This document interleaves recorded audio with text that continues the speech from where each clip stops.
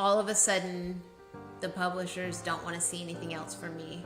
And I realize, shit, it's not what you've done in the past, it's what have you done lately.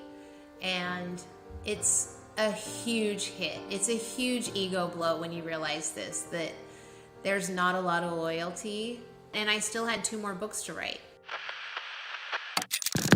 It starts with just taking that leap. Man, you have to work hard. You have to be incredibly smart. Choose something that even if it fails, you are going to be proud of it. Doesn't matter how badly you've gone beaten in battle. Be kind, be kind, be kind. Become a better person, a better leader, the better business. Go with your gut. I'm Samuel Donner, and this is Finding Founders. Despite having 2 hit book series under her belt, it was this moment that Kimberly caught a glimpse of the publishing industry's true nature. The world of literature had a short-term memory, and she was only as good as her most recent book sales. No matter how proud she was of her stories or how many book tours she'd finished, it felt like maybe she would never get the chance to reach the same heights. Luckily, this burnout didn't last forever, and Kimberly Derting is here with us today as an established author in both young adult fiction and children's books. She mixes the genres of horror, mystery, and romance to create the captivating narratives of the award-winning Body Finder series, as well as the Pledge and the Taking trilogies. But before she spun these unique worlds from scratch, Kimberly was an imaginative kid who spent her days reading at the library and checking out the new releases at the neighborhood bookmobile. Words provided an escape from the darkness of her surroundings, banishing her home life in rough and tumble neighborhood with the flip of a page. I'd love to go back to the beginning of your life. You were raised in Seattle, and I know you bounced around a little bit too, but like maybe some of your earliest memories from childhood. Like you said, I bounced around a lot. My parents divorced really early. I think I was 4 years old. But I remember my parents being married, and I do remember the divorce. I remember going from having 2 parents to 1 parent. Do you remember feeling anything at that point? I remember I always wanted my parents to be married. So all through my childhood, I was kind of angry, which now with hindsight would have been a disaster. My parents would have been horrible together, and I would have been a mess if they'd have stayed together. But I remember always wanting a house instead of an apartment. I wanted a house with a backyard. I wanted kind of the quintessential perfect beaver cleaver life. And we didn't have that. We were incredibly poor. And most of my friends had that. And so my mom worked really hard, 2 jobs a lot of times as a waitress, and she put herself through school, but we were on welfare, lived in project housing, which was like low-income housing, and free lunch. I remember being so embarrassed of getting free lunch, standing in, because they were separate lines at school, we were in the free lunch line. So I think about this a lot. I think about what being poor does to somebody. I think it can do a couple of things. I think for some people it just kind of is a cycle that you fall into. I remember seeing a lot of the families in our neighborhood who were kind of just in low-income housing and on welfare.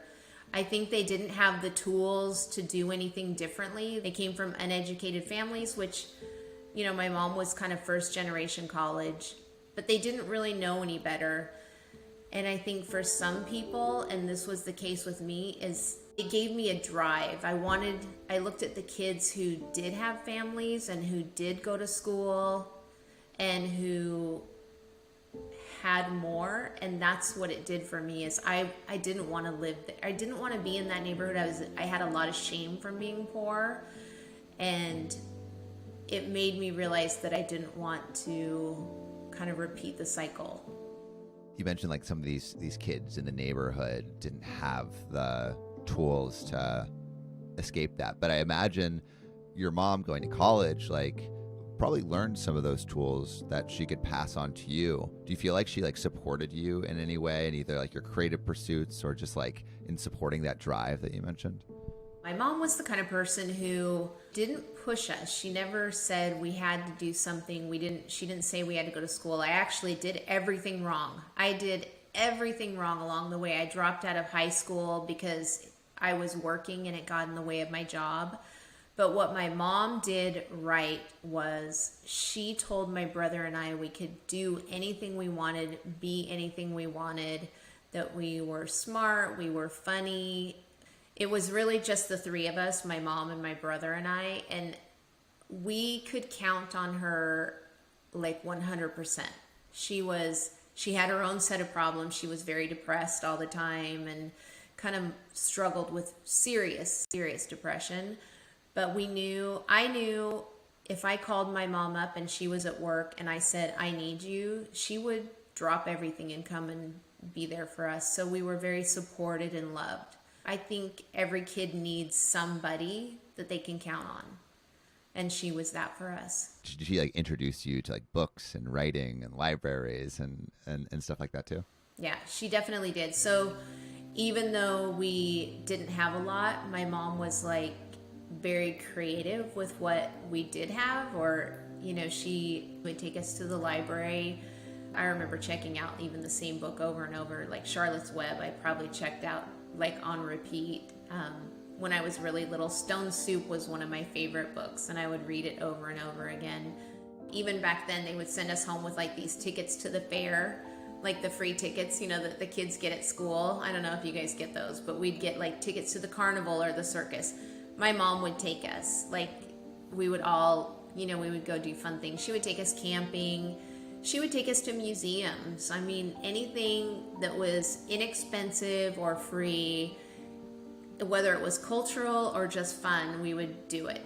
And in our neighborhood, because it was a low-income neighborhood, the bookmobile would come through our neighborhood, and it was like a library on wheels, and so we would go and check out books all the time. So books were a huge part of my childhood, and my mom was a reader, so we always had books around the house. She would read all the time, and so she was a great example for reading.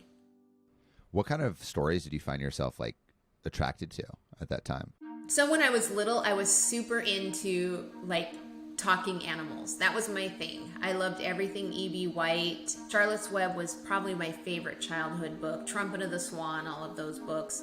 But I shouldn't even say talking animals, any animal books. I really wanted a horse, which of course we're not going to get in low-income housing. So, but Black Stallion, Black Beauty, My Friend Flicka, all the horse books. I read all of the horse books, and my neighborhood when I lived in Idaho was next to this horse farm, and I would stand outside the horse farm and pet the horses and pretend they were my horses.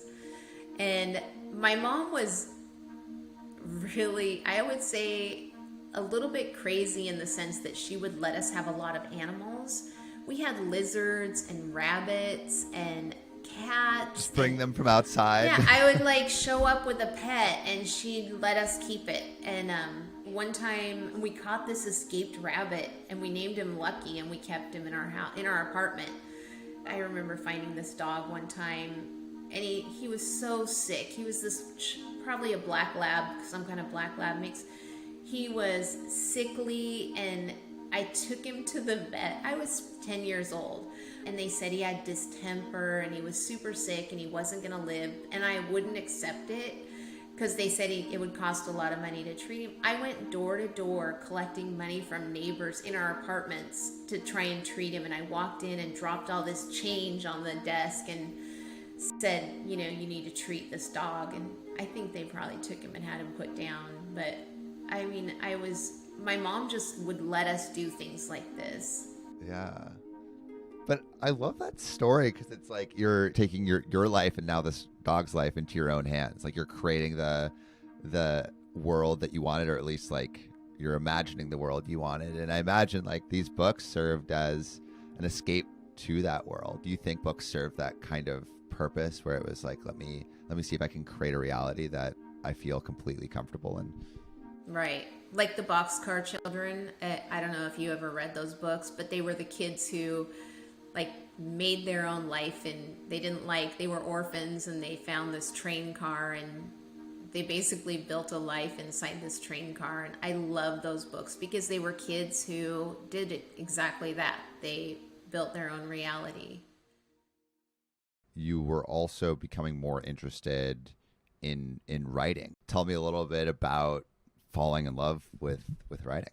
7th grade was the year I took journalism for the first time because we had electives. And I remember the teacher, his name was Mr. Warney, and I started writing articles for our school paper and realized I was actually pretty good at it. I liked it a lot, and he was a really good instructor, and I thought, okay, I'm going to be a journalist. That was my goal. I was going to be a journalist. So again, I started taking steps and figuring out what a journalist has to do. And I realized pretty quickly that a journalist lives a pretty rough life. A real, I started looking at like Time magazine, like real journalists and what they do. And they go to war-torn regions and they live in jungles. And, these Pulitzer Prize winning journalists do a lot of things that I probably don't want to do. But I also realized I was pretty good at writing. And so I started, signing up for creative writing classes. And the other thing I realized I was good at is even in classes that weren't writing classes, history classes, social studies, if I didn't study, I could still write my way through a paper, through a subject. Why do you think you were good at it? I think some people have a natural aptitude towards it, and a lot of it is reading. I read a lot of books, and so I'd basically been training for it my whole childhood. And I spent a lot of time making up worlds in my head, worlds that I'd rather be than in the world I was living in when I was little. And so creative writing actually came super natural to me. Why do you think it was so important for you to create those other worlds when you were younger? I mean, as great as my mom was, there was a lot of darkness in my childhood. My dad wasn't around.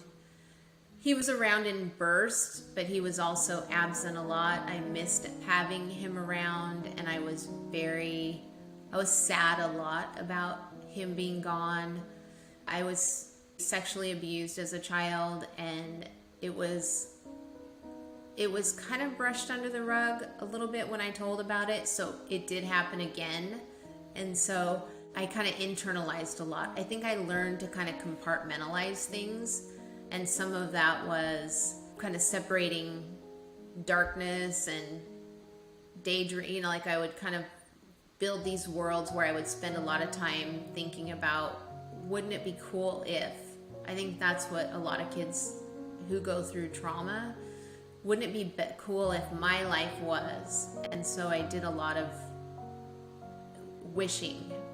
That's the only way I can even describe it, is wishing for something different, wishing for something more. Your life gets a little bit more complicated when you get pregnant. How did that affect your life? I mean, how doesn't it affect your life? I dropped out of high school. I was working at the time. I was very driven. So my senior year of high school, I dropped out because it was in the way, school was in the way of my job. And I immediately regretted dropping out of high school. I asked my mom to take me to the community college to enroll in basically high school classes that following. So I dropped out in April of my senior year. Crazy. Enrolled for September of the following year. Why did you drop out of April of your senior year? What? I had missed. Why? I had missed a lot of days of school because I would stay up late working. I would be at work till midnight, and then I'd be so tired I couldn't get up to go to school, or I wouldn't get up to go to school. And by April, it was at the point where I couldn't miss one more day, or I would not graduate anyway. And I just decided, screw it. I'm not going to do it. I'm going to drop out. I just don't want to do it. And immediately, I remember going around to my teachers. They had to sign off on it. And my yearbook teacher, who was he was one of my favorite teachers. I was a copy editor for the yearbook, and I went to him and I went to have him sign off, and he said, I don't think you should do this. You're making a huge mistake. And I was like, my decision. sorry. And he signed it begrudgingly. Like, he just did not want to do it. And he was right. I shouldn't have done it. I should have just powered through. It was 2 more months. And like, within a week, I realized I had fucked up. Like, that was, I just shouldn't have done it. And so... and you couldn't go back now because you had missed too many days, Then right? I'd really crossed. There was an 18-day threshold, and I'd already I'd just way gone over the threshold. And so I enrolled for September. I needed, I think, 2 or 3 classes at the community college. And that July, I got pregnant. And it was with somebody, I mean, ultimately I married him, and I got pregnant, but I decided I was still going to finish. I needed to finish high school, so I went to school and finished while I was pregnant. And I had my daughter. Was that hard? It was not easy. It was worth it. I mean, I would rather have had the degree, the diploma, than a GED. For some reason, that was important to me. And so I finished, had my daughter in March, and it was 10 days before I turned 19. Wow. What are you thinking about, like, your future at that point? At that point, I don't think I was great at thinking about my future. I think I was still too young. All I was thinking about is surviving at that point. I married my first husband then. And I was a terrible wife. I think I was a good mother, but I wasn't a good wife. And so we didn't last long. We lasted 3 years. But that was when I wrote my first novel. That was when I decided I still knew I wanted to be a writer. There was never a point in there where I did not want to be a writer. I just wasn't sure how to get there. And so, again, I sat and figured it out. I went to the library and figured it out because we didn't have the internet. And so I remember I can't remember if it was Christmas or my birthday, I asked for a word processor. And I wrote a horror novel. And it was a great experience. I wrote the book from beginning to end. It took me probably a year and a half to write, and it was horrible. It was super convoluted, but I started sending it out to editors, and it was snail mail, so everything took forever. But I had this one editor at William Morrow who took the time to read the entire manuscript. I mean, this is a long thing. I mean, she committed to it, and How many pages was it? I mean, it was probably 400 pages. And wow. She read it, and she wrote me back a 2-page single-spaced letter of the things she liked about it and the things that still needed work. And then she encouraged me to find an agent. And I thought, okay, so what did you think about getting that letter back? It was, I mean, I practically framed it. And so, but her letter was encouragement. It probably was double-edged because the encouragement was probably more than the book deserved.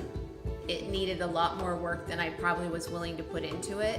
But it also, I went to I don't know if it was Kinko's or wherever, photocopied the letter and started sending it out to agents. And wow. I got an agent who submitted the book, and wait. So you started this when you were 19, the book? Mm-hmm. And so now you finished it a year and a half later. Yeah. And so at this point, are you like 21, 22? Right. Yeah. Okay. And you're like finally getting around to like getting it. Oh, well, not getting around. They're finally getting an agent for this. Like, are you feeling like, okay, this has traction. Mm-hmm. This is moving in the right direction. Like, this is going to be the next big thing. Right. So yeah. I did. I think, and I hung my hopes on that. So I didn't start another project, which was a huge mistake. You know, like everything I know now is once you set that book aside and start querying and stuff, you start something else. At the time, I didn't have the maturity level to know that this wasn't a one and done. I wasn't gonna make my fortune off this book. And so, I think this agent was one of those people who saw the letter and thought, okay, this is gonna be an easy sale. And of course it wasn't, because the book wasn't ready. And so I really got hung up on this book for like 15 years, which is 15 years. That's a lot of years. I know. I would edit it. It got the rejections. I had 2 agents for it. I would edit it, revise it, send it back out. I spent so much time on this book, when really the book was a lesson. The book taught me how to sit down and write something from beginning to end. It taught me how to revise. I learned the business of how to find an agent. And then a friend, when I was around 35, gave me a middle grade book called The Black Tattoo by Sam Enthoven. And I read that and I thought, I think I could write, maybe not middle grade, it was an older middle grade, but I thought I could write young adult or middle grade. And I think that's really what I was writing. And so you basically realized, okay, like I have my next, or maybe not like next idea for a project, but the next focus for that project. So how did you find the next idea that you wanted to focus in on? And I was in the process of kind of querying around with that and not really having much luck. My husband and I were driving in. My husband is one of those people who is incredibly supportive and also a little bit dorky about throwing out ideas, but he's always been really supportive of my career. And he one day throws out this idea. He goes, what if there's a girl who could, or what if there's a kid, because all of his characters in his books are like 13-year-old boys. He said, what if there's a kid who can find dead bodies? And I thought, wow, that's kind of an interesting concept. I kind of love that idea.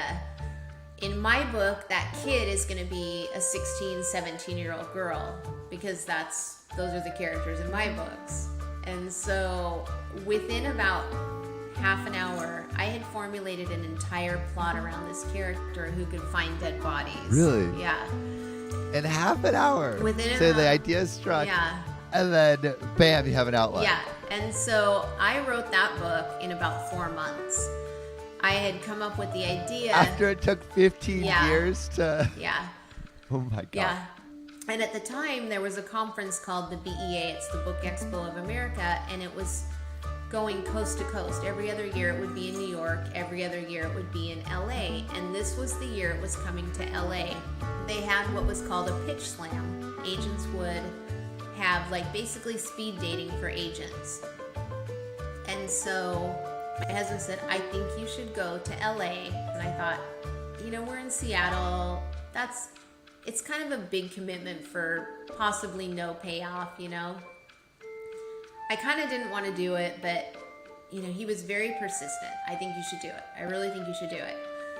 So I signed up to do it. And so they're all lined up in a row. All these agents are at a table, like right next to each other. So you can hear everybody else's pitch. You're standing in line in front of the agent you want to pitch. And it's kind of like a crazy situation. You have 3 minutes. Everybody gets 3 minutes and it's timed. Somebody's calling out like 1 minute left, 30 seconds. And then once your pitch is over, that's high pressure. It's so high pressure. And then you don't get any time to linger. They just move on to the next person in line moves up in the row. And you can hear everybody. All I can hear are rejections. I mean, the whole time, I'm sorry, this doesn't sound like something I'm interested in. And down the entire row, I didn't hear anybody getting acceptances. Wow. So I'm waiting in line and I'm kind of sweating a little bit, and I get my turn in line, comes up, and I walk up and I'm in front of the number one agent in my choice, and I start telling her what the Body Finder's about, and I get to the part where, I finish up my pitch. It's about a girl who can find dead bodies and how she locates them. And she asked me, is this an urban or a rural setting? And I can't remember what either of those words mean now. I'm so flustered. And I said, it's an urban setting. And she starts to reach down and pass a business card across the table. And I'm thinking, oh my God, she's asking for pages. And I think, it's not an urban setting, it's a rural setting. Like all of a sudden I understand what the word means. And I shout out, it's rural. And she goes, that's kind of what I was thinking. And she goes, I'd like you to send me the first 50 pages. And it was the most exciting moment. I went on to pitch 7 other agents, and only one of them didn't ask for pages. And so I got home and I only sent it to her. And I remember my husband running upstairs at like 11 p.m. and waking me up and saying, you just got an email, she wants the whole thing. And it went out on submission like within a couple weeks. We got on the phone, signed a contract. They asked me, could it be a series? And I said, absolutely. Whether it could have been or not, I had no idea. So I ended up writing all the other books. And what was the reception and like the build up to actually releasing? When are you sure that it's going to be a success though? Because it's still not guaranteed, right? I'm not sure how many people ever feel like they've reached the pinnacle of success. I feel like, I remember telling somebody one time, all I want to do is see my book in a bookstore and that's it. I'll die happy. And then I saw my book in a bookstore, totally happy, very exciting. And then you start, there's always something else you want to reach. I think there's always more that you think there is to succeed before you've reached it. And in the meantime, I had written another series. I wrote a book, I called it my surprise book, and it was The Pledge. And I kind of handed it to my agent and said, I wrote a book. And she's like, okay, I guess I'll try to sell this one too. And Simon & Schuster ended up buying that. They both, I think both publishers were interested in that one, but Simon & Schuster ended up buying it. And so I did end up working with 2 publishers, which is also a little bit unusual. But they worked together really well. They both supported. So I had kind of an alternating schedule. At the same time, Body Finder was coming out, Body Finder books, the Pledge books were coming out. So you had these like 2 series basically simultaneously, and it seems like you're managing and juggling it pretty well. How are you feeling about how you're what next steps you want to take, how you're feeling about like just yourself as an author? Because like you are like an act like I think at this point like very much a working author, not with just like one book that's out in the world. It's like multiple successful books. So like what are you thinking about yourself and how you can keep progressing? This is probably where I feel like I've made it. Like I've got 2 successful series. I'm on tours. I'm at conferences. I'm very infrequently, authors don't get recognized very often, but it does happen occasionally. People are coming up and recognizing me, which is really cool. I mean, that's kind of amazing. So this is where I'm starting to feel like this is it. I've done it. This is where it's pretty cool. I'm getting, books are being optioned for Hollywood, and even if they're not being exercised, it's pretty cool to talk to some Hollywood people, and I'm feeling pretty fancy at this point. And then I write a 3rd series called The Taking, and it comes in hot. They come in hot with an offer. This is an offer. This is now we're talking pretty big money, and I go on a massive tour with some pretty big authors, and the publisher throws a lot of money at it. I'm feeling really good. Well, this book does not do well in sales. It happens pretty quickly that I realize this is not, it's a sci-fi series, and I think it's, in my opinion, it was some of my best writing. It doesn't hit well. It just doesn't. I don't know why. It just does not. And it's not the publisher's fault. I mean, if there was a formula and everybody knew how to, how to make a successful book, what to do, all books would be successful. It just doesn't. And all of a sudden, the publishers don't want to see anything else from me.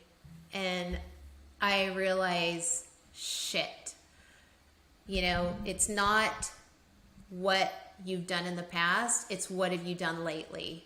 And it's a huge hit. It's a huge ego blow when you realize this, that there's not a lot of loyalty. And I mean, I think it took me, I still had 2 more books to write. So under contract with that. And I wrote them and did everything I could to support them. Did you view those as those like those books as like, okay, like maybe I can prove myself again? Like, okay, maybe The Taking ruined my streak, but I still have 2 chances to get back on the streak? I think I hoped at some point, because they were part of the series. And so I think I kind of at first thought maybe at some point The Taking would pick up so that people would keep going. But by the time the 3rd book in the series came out, I knew it wasn't going anywhere. I was so disappointed. And because I still love the book. And so it doesn't matter what I think, though. It matters what, readers think. And it's not even the reviews that the people that are reading it like it, or most of them. It's just that it's not getting picked up. So huge ego blow that that publishers, then I start sending in proposals, and I'm getting a lot of let's see your next thing. But really what it is your sales were disappointing, and so I really kind of stepped back. I was like, I can't keep submitting proposals and be rejected. It was very humbling to realize that. I think for me, I just kind of needed to take a step back and kind of figure out what my next step was going to be. And so during that time period, I had a friend who was kind of toying with picture books. And I had never seen myself as a picture book writer, ever. Still sometimes will say I'm not a picture book writer, even though I have 16 picture books. And my husband said, you need to stop saying that you're not a picture book author, because you are. And what did it feel like to create those? The thing about picture books is it is really fun sometimes to sit down and know that I'm not committing to a 2-year process with a picture book. I wasn't sure I could do it at first because it's such a different animal.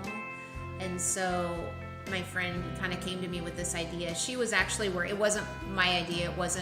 I was going to have nothing to do with it. This was her idea. She said, her daughter had decided not to go to science camp that year because they were all boys. And she said, she was crushed about it. And she said, I really think I want to write a book about a little girl who loves science.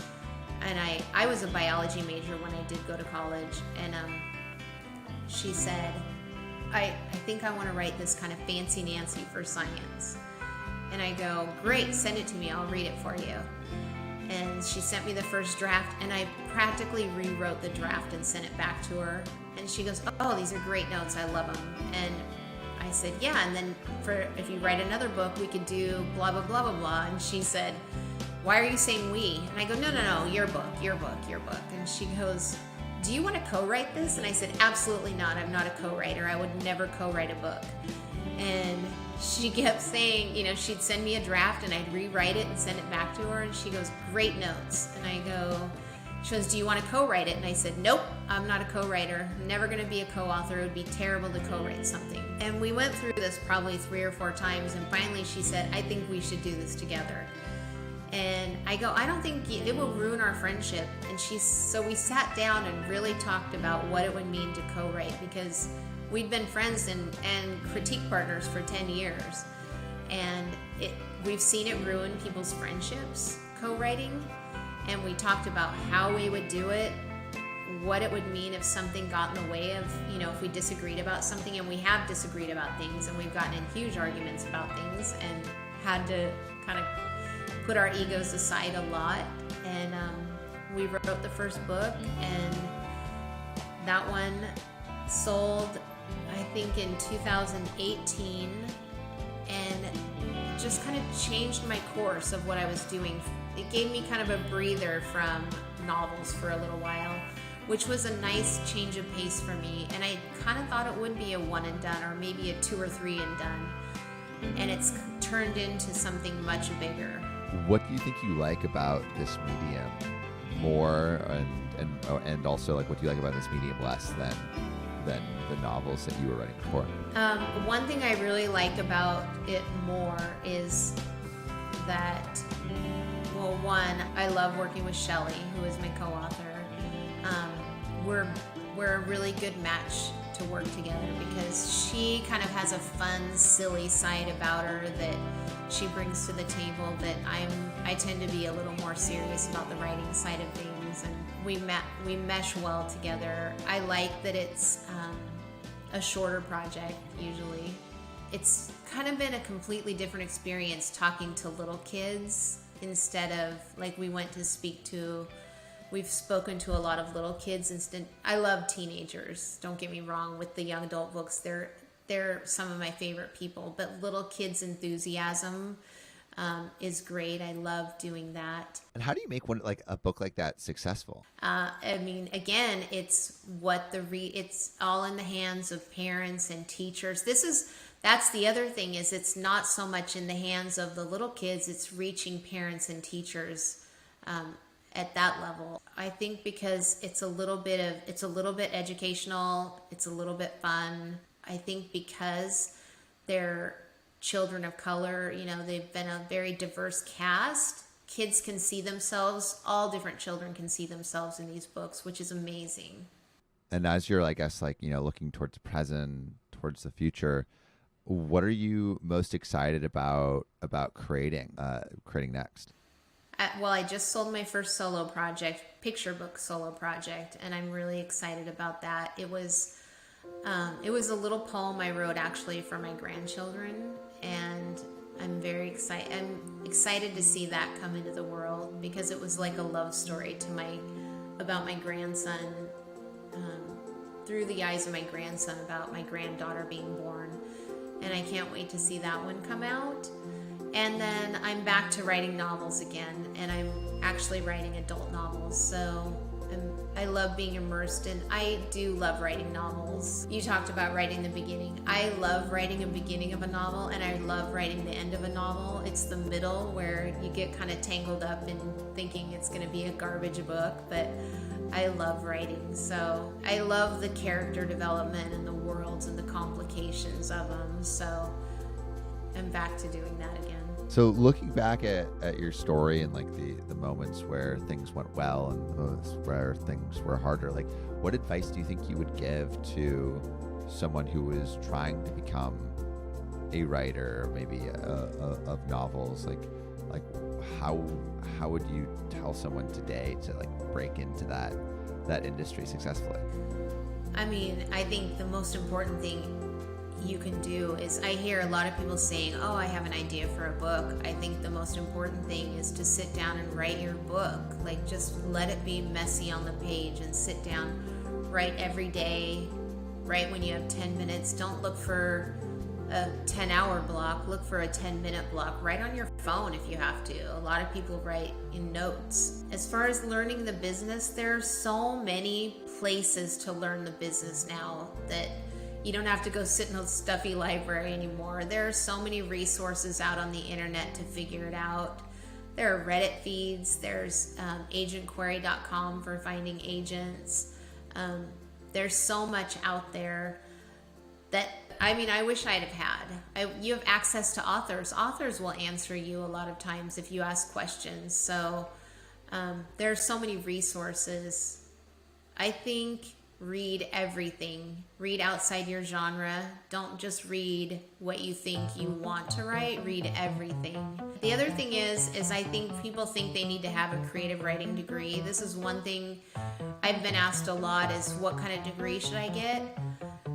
There's no right answer for this because I know people who have no degree. I know housewives who write. I know students who are writing, people who have engineering degrees, creative writing, MFAs. There's no answer. If you're a writer, you're a writer. Anybody who writes is a writer. Thank you so much for listening. If you haven't already, make sure to subscribe, rate the podcast 5 stars, and share with a friend.